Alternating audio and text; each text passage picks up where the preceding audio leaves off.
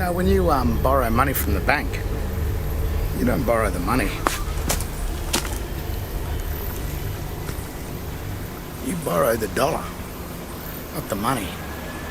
The dollar and the money are two very different things.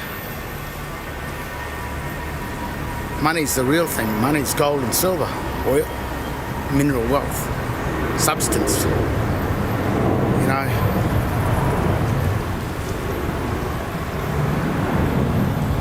But a dollar is the debt note of it. So when you go to a bank and ask them for a loan and they give you dollars, they're giving you the debt of the $300,000 or $400,000, whatever you want to borrow. The money's got to be created by you. They give you your whole life to create the money to pay a debt on a house that was yours in the very first place. It was never their home. All they did was put your home as collateral for their debt account. They then gave you the ledger of their account. They didn't give you their account, they gave you the ledger of their account. It's their account, and they made you pay it off, but they didn't make you just because you were stupid and a fool, an idiot. You didn't know your shit. You agreed to go and pay their account, settle their account. You become a trustee to their account. And because you didn't know you're a trustee, you didn't work out a compensation deal. So, would you like me to hold your account? Okay, well, that'll be so much dollars. You want to operate in dollars. And you make the trustee fee greater than the ledger of the account, of the bank account.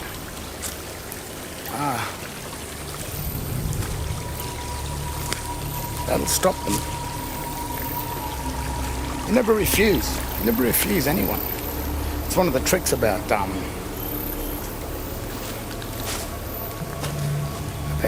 dealing with the corporate water law.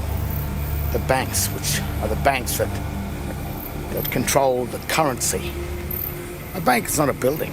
A bank is just, here's a bank. There's a river or a stream. On both sides of the river are the banks. And what the bank does is it controls the flow of the current, which is the current, the water flow, the current sea. That's what the banks do. The bank didn't create the current or the water or what flows through the banks. That was created by something a much higher source. God made the water go from the sea to the mountains, which is the higher source, and as it flows from the higher source down, it's the banks that only control the flow, the direction of the current.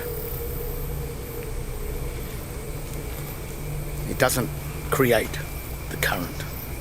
It doesn't create the substance that's created by the real things. Men create a commercial currency.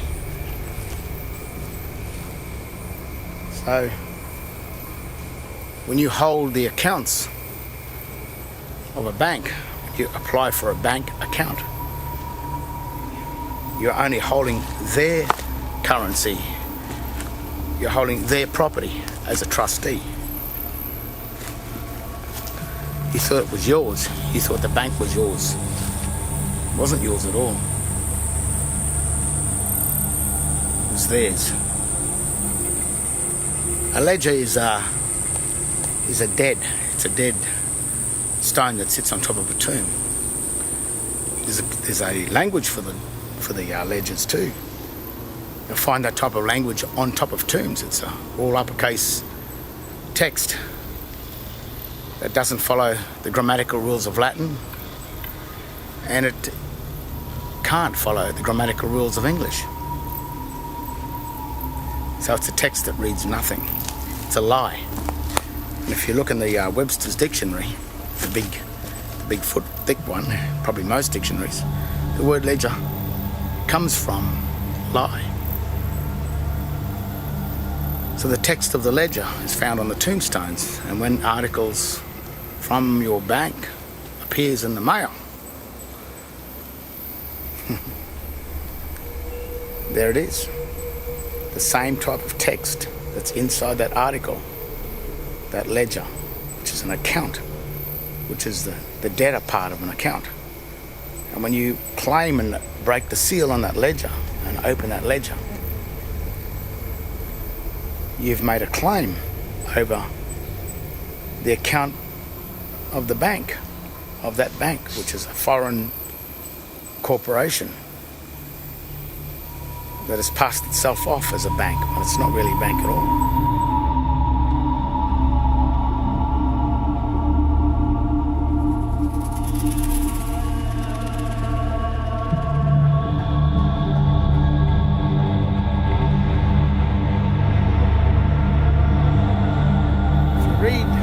Top left-hand corner, usually on a ledger or on an article that appears in the mail that has a ledger in it, you'll notice some writing. It says, if unclaimed, return to sender, or if undelivered, which means claimed, return to sender. Did you know that that's the remedy? Because only you have the power to make a claim. Thou is one, you is two. If you want to be, or if thou want to be a you and claim the ledger of someone else's account, that's your choice, that's your right. You have that power to do that. But if you don't know what you're doing, then you'll claim the ledger to act as a trustee of another man's account.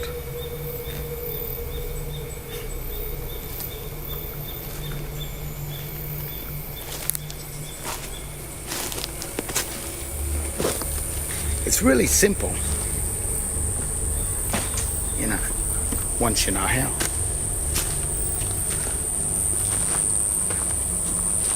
It's really simple once you know how it works.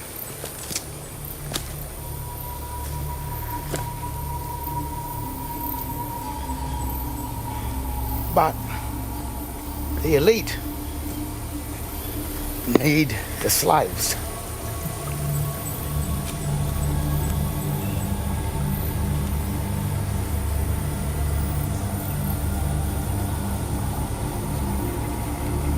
Because slavery's been outlawed.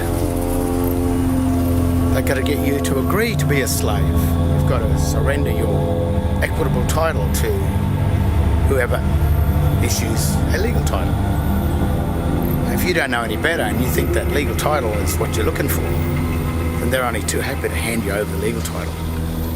Because accepting the legal title hands them the equitable title. You see, that's why in the Garden of Eden, the serpent, the usurper, was so hell-bent to try and get Adam to eat the fruit, be a usufruct, a trustee of the tree of knowledge. Because once Adam accepts the legal title, then the serpent, the usurper, could be the Vatican, then holds the equity. You probably realise that the Vatican often says, the Pope says, I hold the souls of the dead. Because the soul is the equitable title. The minute you accept the legal title of the Vatican, of the sea, of the currency, and you accept that legal title, it comes in a ledger. You're dead, just like that. Remember what the Lord said? If you eat from the tree of knowledge, you can't eat from the tree of life. Now, the Skull and Bones Society has a number on the bottom of it, 322. The bones, skull and bones, is a symbol of death, along with the cross. The cross of Christ is also the symbol of death. But the 322, you read that in the Bible, in Genesis. You go to 322 in Genesis and read what it says. And there's another warning there.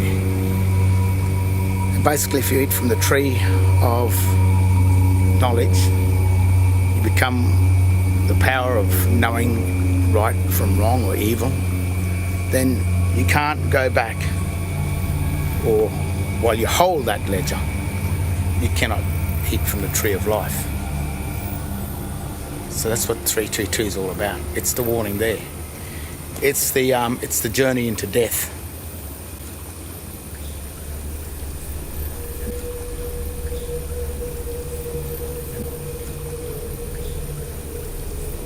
And the journey into death is just through deception, deceit, trickery. Just like in Adam and Eve, it's all the same. When Christ died on the cross for us, you'll realise that your Christian name, who is the real you, has died because you're accepting the name created by the state, which was your Christian name and your surname joined together. So when you accept the wrong name, the real name, the one that Christ gave you, the Christian name, it dies. So the minute you sign on the cross, sign something under the name that you thought was your full name because it had the surname in it, but it never was your full name. The minute you do that, Christ dies on the cross. On the cross where the bank writes, put your name on the cross. The cross is a signature. It's where the bank signs it. They then get you to put your mark on it. So you become the trustee of them. So when Christ died, it's you. Your Christian name died. You were Christ all along. Remember what he said? Through my name only can you be saved? Well, he means it, exactly that. It's your Christian name only that is the truth. That's the real name. That's all there is. So when you kill that, you kill the Christ in you. And you become a trustee of the state-owned name, because it is only the state that joined your Christian name and your surname together, and that's evidenced in Queensland on the certificate of birth. It's got it right there. I, Office of Registrar General, whoever it may be, at this time it's David John, hold the full name written in a proper noun, without any breaks, in my custody. He holds the name. So any accounts that come in that name are his accounts, are his debts. But if you believe that you're that person, if you believe that that account is yours, well, it's not, it's his. And then you accept the debts in the mail under that name, the full name, as well as your surname, and you're accepting to be the Registrar General's debtor, trustee, without any compensation, because you didn't know your true full name, which is only your Christian name. I hope you don't believe this.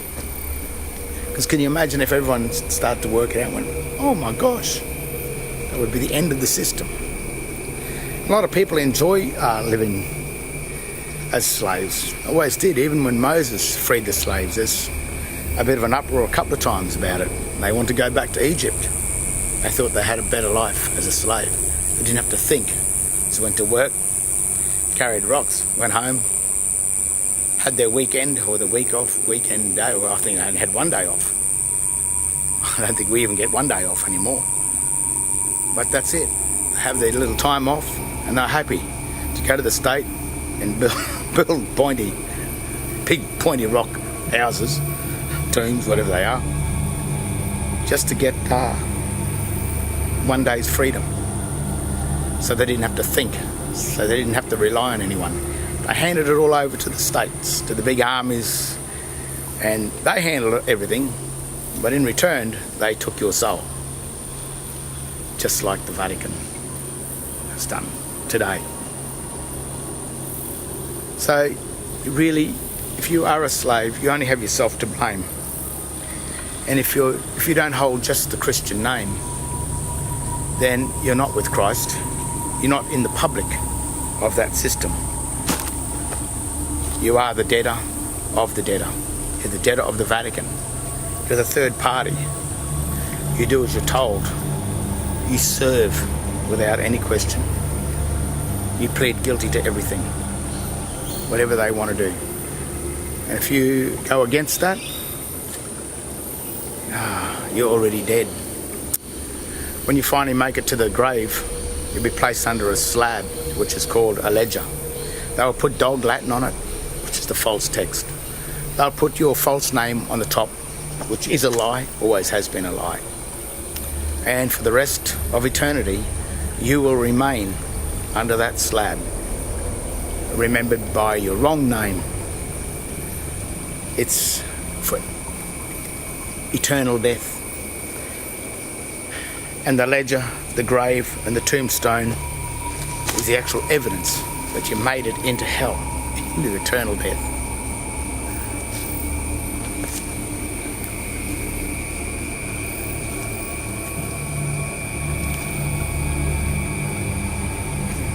Proud of yourself.